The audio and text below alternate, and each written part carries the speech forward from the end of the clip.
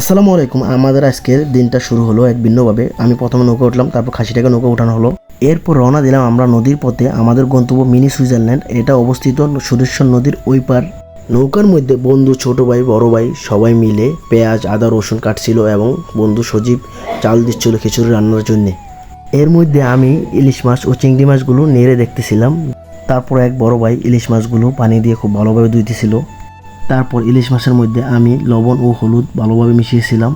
তো এর মধ্যে আমরা আমাদের রান্নার কাজ করতে করতে আমরা চলে আসলাম আমাদের সেই মিনি সুইজারল্যান্ড, যেখানে নৌকা থেকে নামার সময় আমরা এক একজন এক এক মালামাল নিয়ে আসছিলাম রান্নার জন্য। কেউ মাছ, কেউ বটি, কেউ তেল, কেউ হাঁড়ি, কেউ কড়াই, কেউ গ্যাসের বোতল, কেউ খাসি, কেউ বা আপনার ইলিশ মাছ, কেউ বা চুলা, কেউ বা বল, কেউ বা বক্স। সেগুলো নিয়ে আমরা একটি নির্দিষ্ট গাছের নিচে গিয়েছি। সেখানে আমরা ইলিশ মাছগুলো ভাজতেছি প্রথম, তারপর এর সাথে বেগুন ভাজবো। কারণ তো এর মধ্যে আমরা খাসি জবাইয়ের কাজটা সেরে ফেলতেছি। তো খাসি জবাইয়ের জন্য বন্ধু মনির রেডি হচ্ছে। তো এর মধ্যে তো খাসি জবাইয়ের সময় আমি স্ক্রিনটা ব্লুর করে দিচ্ছি যাতে কোনো সমস্যা না হয় ভিডিওটা। খাসি জবাইয়ের পর আমাদের মধ্যে একজন খাসির চামড়া ছাড়াতে ব্যস্ত হয়ে গেল। সে ছুরি দিয়ে ধীরে ধীরে খাসির চামড়া ছাড়াচ্ছে।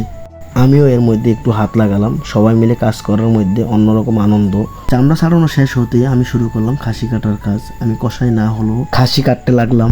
তারপর আমরা কিছু ছবি ক্লিক করলাম। এরপর শুরু হলো আমাদের খিচুড়ি খাওয়া। খিচুড়ির সাথে আমরা ইলিশ ভাজা, বেগুন ভাজা, লেবু, শসা খেলাম।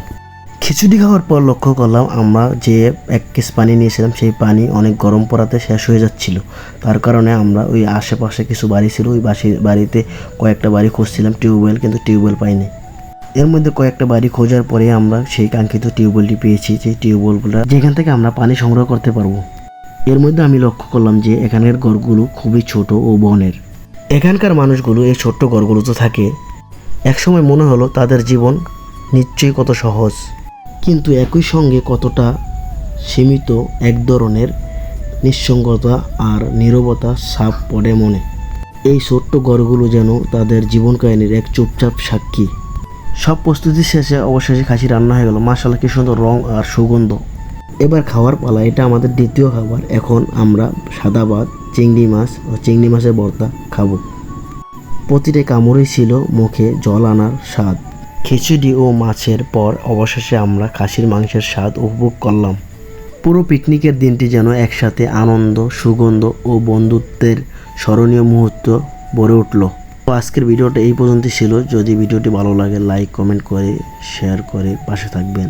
ধন্যবাদ।